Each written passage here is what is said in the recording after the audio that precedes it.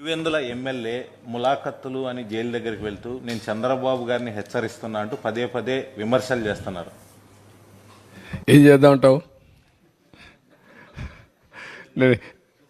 ఏం చేద్దారంట? అదే నేను చెప్పేది కాదు. ఇట్లే మాట్లాడుతూ ఉంటారు. ఇప్పుడు ఇంకోటి కూడా గుర్తుపెట్టుకోవాలి. రాజకీయ ముసుగులో కరుడుగట్టిన నేరస్తులు వచ్చి రాష్ట్రాన్ని లూటీ చేసి ఆ లూటీ చేసిన డబ్బులతో ఎక్కడికక్కడ బ్రైవింగ్ ఇచ్చేసి వ్యవస్థలకే ఒక ఛాలెంజ్గా తయారైపోయారు. అది ఒక సమస్య ఉంది నాకు. ఇక్కడ మీరు గుర్తుపెట్టుకోవాలి, వ్యవస్థలో 5 ఏళ్లు సంపాదించిన డబ్బులు ఉంది. ఏ వ్యవస్థనైనా కొనే శక్తి ఉంది. ఆ వ్యవస్థను కొనే పరిస్థితికి వస్తారు. అందుకే మార్నింగ్ కూడా బ్యాంకర్స్ అని చెప్పాను, 200-500 రూపాయలు రద్దు చేయండి, క్యాష్లెస్ విలేజెస్ ఉండేట్టుగా ఎక్కడ చూసినా డిజిటల్ కరెన్సీ ప్రమోట్ చేయండి మీరు అని చెప్పాం.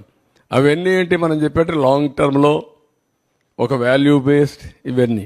కానీ ఇప్పుడు ఎట్లా ఫేస్ చేయాలి? ఇవన్నీ ఉంటాయి.